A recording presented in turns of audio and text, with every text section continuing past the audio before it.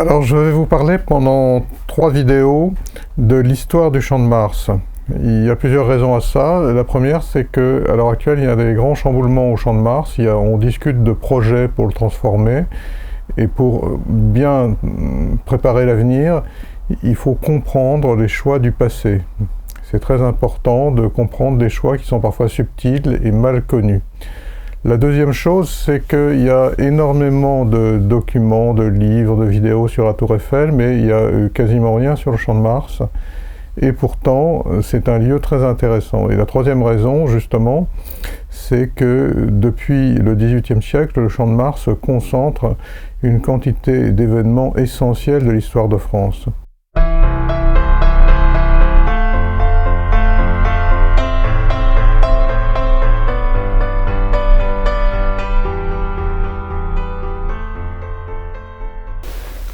Alors, la deuxième partie du 19e est la période des expositions universelles au Champ de Mars. Alors, il faut bien comprendre en quoi consiste une exposition universelle. Alors, au départ, la première exposition universelle a lieu à Londres, et Napoléon III y va, et comprend tout de suite l'intérêt de ces expositions universelles. Alors, en effet, jusqu'à présent, il y avait des expositions thématiques, expositions internationales thématiques sur telle ou telle industrie ou telle branche de l'économie ou de l'innovation, un peu comme les salons professionnels aujourd'hui. Mais dans ces grandes expositions, la France n'était pas toujours à son avantage parce que des pays très avancés sur le plan technologique et industriel comme l'Allemagne et l'Angleterre étaient des concurrents difficiles.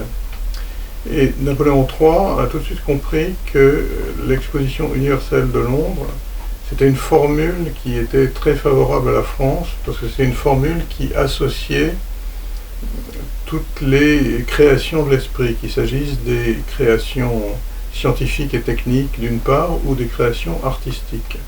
Or, en matière artistique, la France était un pays très puissant, très organisé, avec énormément d'artistes, et donc le fait d'associer l'industriel, l'innovation scientifique avec le progrès des arts, c'est en cela que consistent les expositions universelles. Il faut bien comprendre que le mot universel ne veut pas dire international. Il y a beaucoup d'expositions qui associent des pays très divers, qui sont donc des expositions internationales. Universelle veut dire une exposition qui associe toutes les composantes de l'esprit de création et d'innovation. Alors, une première exposition universelle a lieu à Paris en 1855, donc au début du Premier Empire, et elle est installée principalement sur les Champs-Élysées. Mais les 4 expositions suivantes, de 1867, 1878, 1889 et 1900, vont être centrées sur le Champ de Mars. L'importance et le succès de ces expositions à Paris est considérable.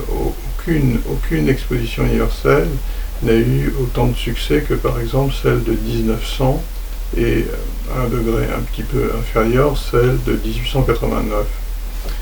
C'est vraiment le moment du triomphe de Paris, de son rayonnement international, et c'est aussi un moment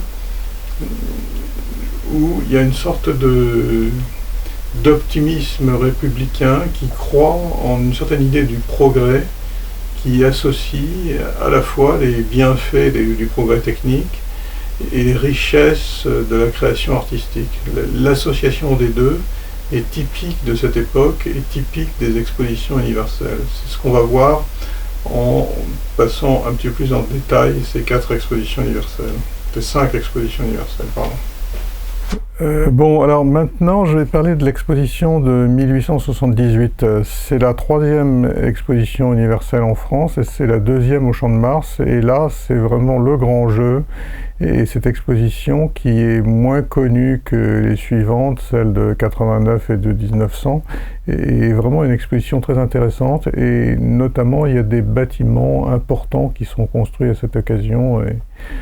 Alors comment ça se présente? Alors sur le Champ de Mars, qui est plus grand que le Champ de Mars actuel, puisqu'il va de l'avenue de la Bourdonnais à l'avenue de Suffren, il y a un grand quadrilatère avec tous les stands à l'intérieur, mais côté Seine, rive droite et rive gauche, il y a des jardins qui sont aménagés. Alors dans ces jardins, on trouve un certain nombre de choses intéressantes, comme par exemple la Statue de la Liberté, enfin ou plutôt la tête de la Statue de la Liberté grandeur nature, c'est-à-dire très grand. Il y a aussi des jardins anglais avec bassin qui restent grosso modo tels quels encore à l'heure actuelle de part et d'autre de la Tour Eiffel, qui n'est pas encore construite à cette époque.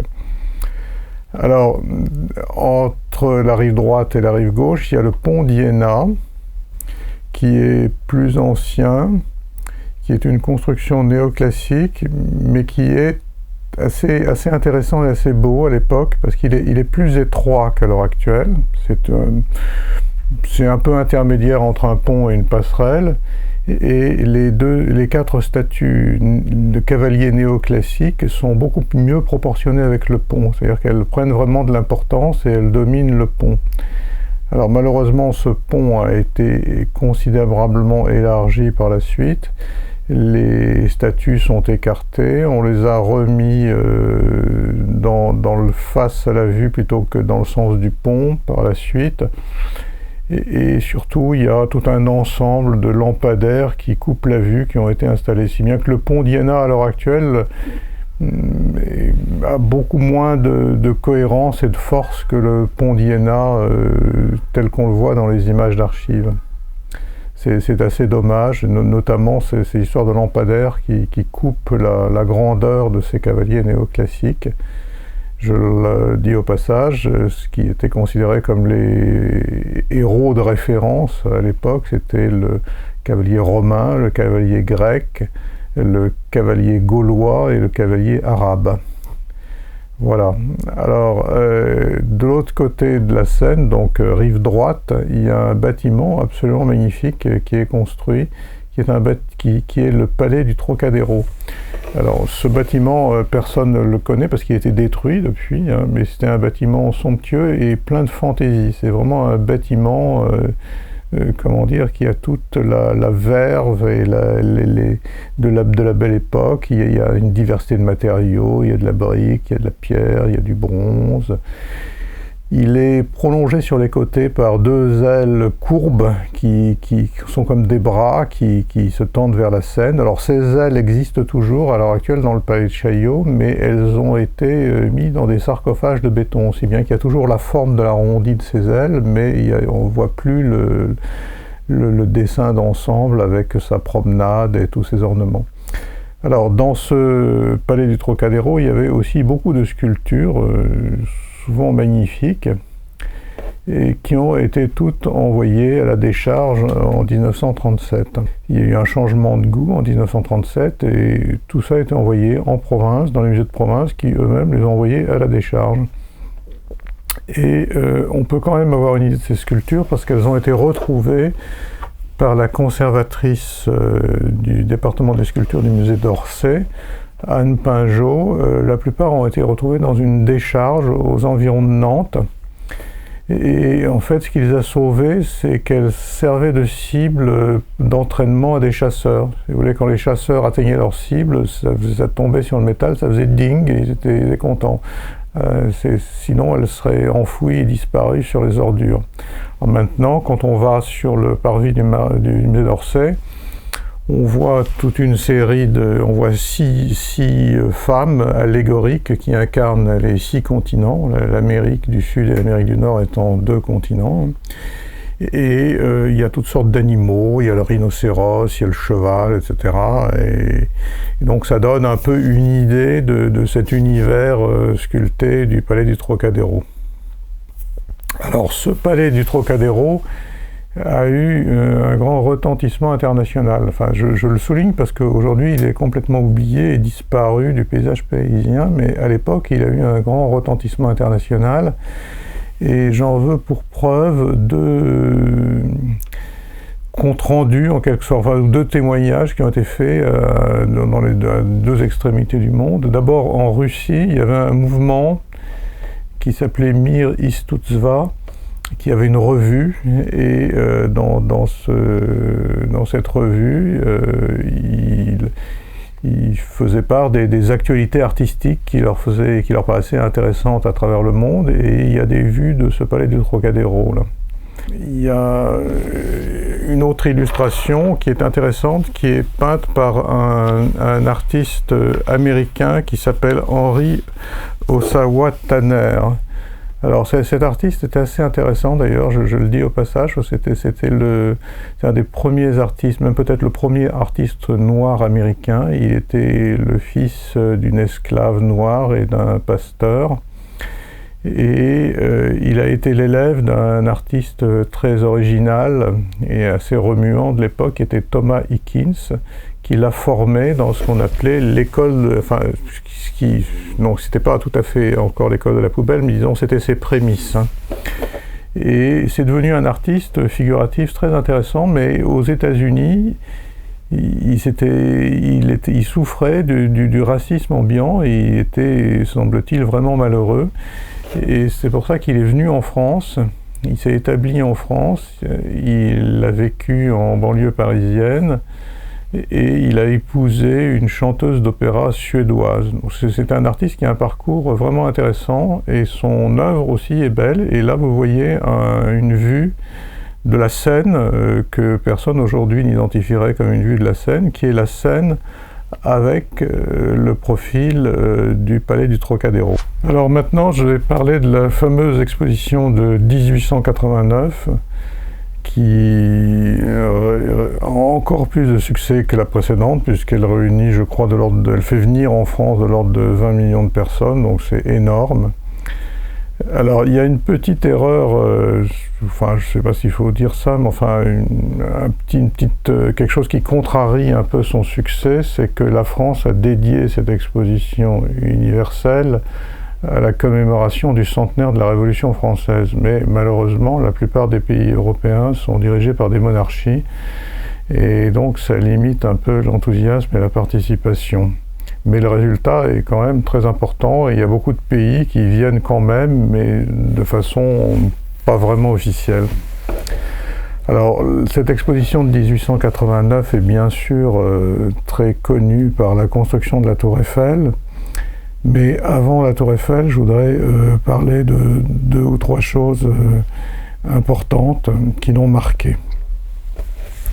Alors d'abord, il y a des grandes constructions ici et là, et le Champ de Mars qui est construit est prévu de façon plus ouverte. Il y a une sorte de perspective qui fait qu'on n'entre pas dans un espace fermé, mais on entre dans une perspective.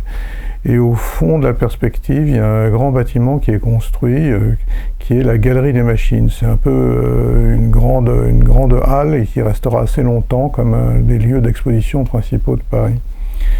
Alors cette exposition se caractérise aussi par un grand déploiement de la statuaire. La statuaire française néo-baroque, qui est peu connue à notre époque, alors qu'elle était foisonnante et magnifique à l'époque, et en pleine puissance.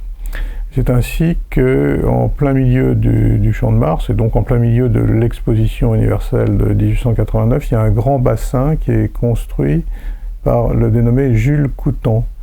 Alors c'est un artiste qui n'est pas très connu de nos contemporains, mais qui est vraiment un immense artiste, un type vraiment extraordinaire.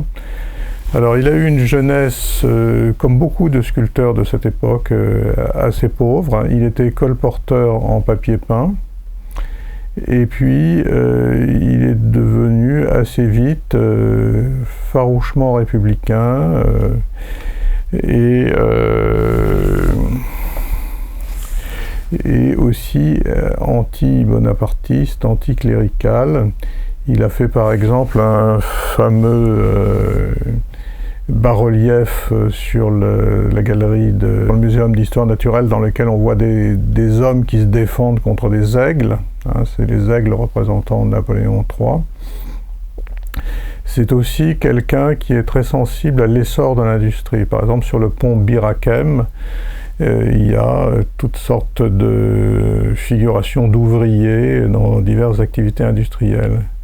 Alors au centre du Champ de Mars, il fait un bassin néo-baroque absolument magnifique et qui, s'il était conservé, serait indiscutablement le plus beau bassin de Paris. Il a été détruit. Alors il y a un deuxième bassin qui est très beau également, peut-être plus élégant encore que celui de Coutan. C'est un bassin qui se situe juste sur la tour Eiffel et qui est d'un sculpteur qui s'appelle Saint Vidal. Alors Saint Vidal, c'est un élève de Carpeaux, mais il est plus tardif, il appartient à une époque qui est plus avancée, plus élégante, plus riche. Et il a fait pas mal de choses, ici et là. Par exemple, il a fait une autre fontaine en Algérie, à Sétif. C'est la fontaine de El Fouara, dans laquelle on voit une nymphe, c'est-à-dire une femme nue, d'où il sort de l'eau. Et cette nymphe a été construite, bien sûr, au temps de la colonisation, mais depuis l'indépendance de l'Algérie, elle est protégée par la population. Elle a été plusieurs fois attaquée par des intégristes musulmans, parce qu'il se trouve qu'elle est en pleine ville et non loin de la mosquée. Ils y sont allés à coups de burin pour casser le visage, pour casser la poitrine. Mais à chaque fois, les habitants, qui vraiment ont une sorte d'amour pour cette statue, l'ont restaurée. Et finalement, la troisième destruction, c'est le ministère algérien de la Culture qui s'en est chargé. Tout ça pour dire que cette sculpture néo-baroque, qui est mal connue et souvent dénigrée chez nous, peut être appréciée ailleurs dans des circonstances étonnantes. Donc ce bassin, je vous invite à le regarder. On ne peut plus le connaître qu'en carte postale, comme beaucoup de choses du 19e siècle. Je signale d'ailleurs au passage qu'il y a une collection de cartes postales du 19e siècle qui s'appelle sur le site À nos grands hommes, qui permet de prendre la mesure de ce qu'était le 19e siècle. Le 19e siècle, on le voit finalement presque mieux en carte postale qu'en se promenant dans le paysage. Alors l'exposition de 1889, on la connaît aujourd'hui en particulier à cause de la tour Eiffel, qui est évidemment mondialement célèbre. Alors comment ça s'est passé ? Alors au départ, il y a un entrepreneur en construction métallique qui est Gustave Eiffel, qui veut faire une sorte de prouesse pour montrer à la fois que son entreprise et le système de construction est vraiment quelque chose d'avenir. Et donc son équipe commence à dessiner des projets de tour Eiffel. Et puis progressivement, Eiffel comprend que ce projet en fait est assez moche et assez décalé par rapport à l'esprit des expositions universelles. Qu'est-ce que c'est que l'exposition universelle ? C'est l'association finalement des arts et des sciences. Or la tour Eiffel, première version, c'est juste une construction d'ingénieur. C'est une prouesse technique, mais la dimension artistique est absolument absente. Alors à ce moment-là, Eiffel va complètement changer son projet en faisant appel à un architecte, Sauvestre, qui, alors lui, c'était vraiment un architecte de la Belle Époque. Il est sorti de la première promotion de l'ESA, qui a été créée dans l'environnement de Viollet-le-Duc, pour porter un enseignement qui est peut-être moins marqué par la tradition académique et qui est justement plus dans l'esprit, disons, de la Belle Époque. Alors, Sauvestre, il a fait pas mal de choses très belles, notamment à la Plaine Monceau et dans les expositions universelles. Donc c'est un architecte qui est vraiment très artiste et qui est représentatif de cette époque. Alors il va complètement redessiner le projet de Tour Eiffel pour en faire justement un bâtiment qui soit à la fois une prouesse technique, mais aussi qui soit très beau et très gai sur le plan architectural. Et le profil est redessiné et il met un certain nombre de décors, notamment au niveau du premier étage. Il y a une ceinture de marquises qui sont très belles malheureusement, qui ont été enlevés pour l'exposition de 1937. Et le dôme, également, le sommet a une sorte de dôme formé par des arceaux qui lui donnent un profil assez élégant. Et tout le reste également comporte un certain nombre d'ornementations qui sont bien pensées.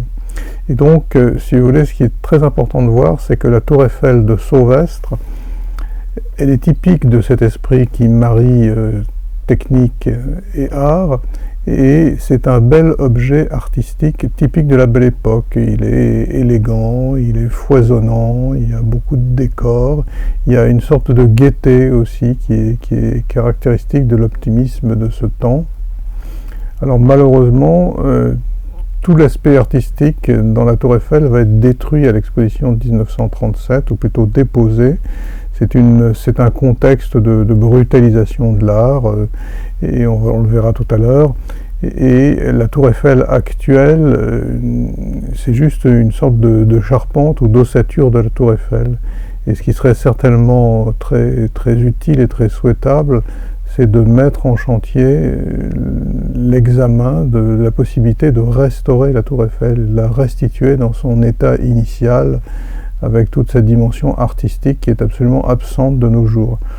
Régulièrement, on parle de repeindre la Tour Eiffel, mais jamais personne ne pense à la restaurer. Alors c'est ça qui est vraiment le vrai sujet. Alors l'exposition universelle de 1900 est vraiment l'exposition qui a eu le plus de succès, puisqu'il y a 50 millions de personnes qui viennent de la planète entière à Paris. Donc c'est un succès à la fois par le nombre de personnes et par le fait aussi qu'il en vient de tous les pays. Donc c'est l'exposition universelle la plus importante de tous les temps. Alors, qu'est-ce qu'il y a comme construction importante? Alors, évidemment, le Champ de Mars est à nouveau mis à contribution, et au fond du Champ de Mars, côté école militaire, il y a un grand bâtiment qui est construit, qui est le Palais de l'électricité. Alors, côté jardin, il y a une dentelle d'architecture extrêmement virtuose avec des cascades, et derrière, il y a des groupes électrogènes qui fonctionnent donc à l'eau et au charbon, une machine à vapeur, et qui créent de l'électricité pour l'ensemble de l'exposition. Et donc c'est cette eau, en fait, qui alimente les cascades aussi du palais d'électricité. Je me permets d'insister là-dessus parce que maintenant les groupes électrogènes ne fonctionnent pas comme des machines à vapeur. Alors, sur les côtés, il y a énormément de constructions, notamment consacrées aux beaux-arts. Et puis, la Tour Eiffel est un peu passée de mode, elle est toujours là, mais elle n'intéresse plus énormément les gens, et il n'y a pas eu énormément de visiteurs. Ce qui passionne les gens, c'est un trottoir roulant qui fait le tour de l'exposition universelle par les quais, et qui amène les gens au Champ de Mars et qui repart aux Invalides. Et ce trottoir roulant, il a 3 vitesses, une vitesse rapide, une vitesse lente, et puis le trottoir tout court, stable. Et il arrive contre le Champ de Mars au niveau de l'emplacement actuel de l'avenue de la Bourdonnais. Autre chose intéressante, c'est la construction d'un village suisse avec des chalets, des montagnes, tout un ensemble qui est assez extraordinaire. Et ce village suisse, évidemment, sera complètement détruit après l'exposition universelle, mais son nom reste un groupe d'antiquaires qui est sur place, parce que derrière le village suisse, il y avait une grande roue, et après, quand ça a été démonté, les nacelles ont été posées les unes à côté des autres, et ça a servi à des brocanteurs, et puis finalement, ça a été transformé en un lieu d'antiquité. Mais au départ, c'est un vrai village suisse avec ses chalets, ses montagnes. Les photos d'époque sont assez étonnantes. Alors, quand l'exposition universelle de 1900 se termine, Paris comporte une quantité de monuments absolument faramineuses qui sont des merveilles et qui vont être détruites. Donc c'est un gâchis absolument gigantesque et presque incompréhensible, parce que, alors certes, un certain nombre de monuments n'étaient pas construits pour durer, donc il y avait certaines constructions, certaines sculptures qui étaient dans des matériaux non durables, mais enfin, dans l'ensemble, les destructions sont inimaginables, alors qu'il y avait vraiment énormément de choses formidables.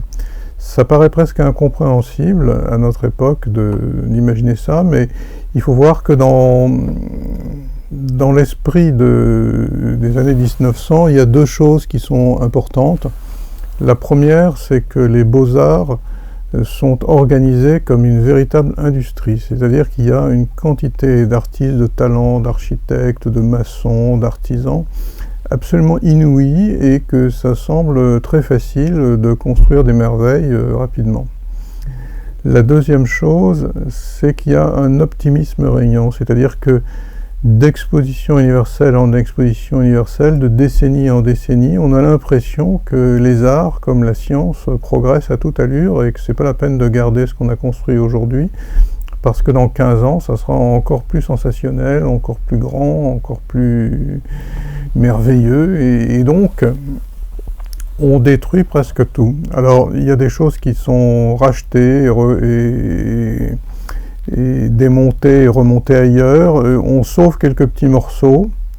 Alors par exemple, quand on regarde le pavillon des céramiques de Sèvres, il y en a un petit bout qui a été sauvé, et qui est dans le square qui est à côté de Saint-Germain, l'église Saint-Germain-des-Prés. C'est un ensemble qui est très beau, avec un ensemble de céramique, avec des sculptures de Jules Coutan, justement, mais ce morceau, c'est juste un petit timbre-poste dans un ensemble beaucoup plus riche. Alors finalement, au bout de quelques temps, le Champ de Mars, il est redevenu une sorte de terrain vague, moche, boueux, chaotique et malfamé. Et c'est là que se pose la question, qu'est-ce qu'on va en faire? Et à ce moment-là, il est décidé de changer de destination. Ça ne sera plus un lieu de grandes manifestations comme au début du XIXe siècle, ce ne sera plus un lieu d'exposition universelle. L'idée est d'en faire un jardin. Alors, merci beaucoup pour votre attention. Alors, pour ces 3 vidéos sur le Champ de Mars, si vous voulez avoir des informations sur les transformations actuelles qui sont prévues pour le Champ de Mars, et notamment pour avoir des éléments pour répondre à l'enquête publique, je vous invite à vous rendre sur le site de l'Association des Amis du Champ de Mars. Ce sont des gens qui suivent la vie du Champ de Mars et qui ont fait une analyse très fouillée du projet actuel, et je vous invite vivement à aller voir leur analyse.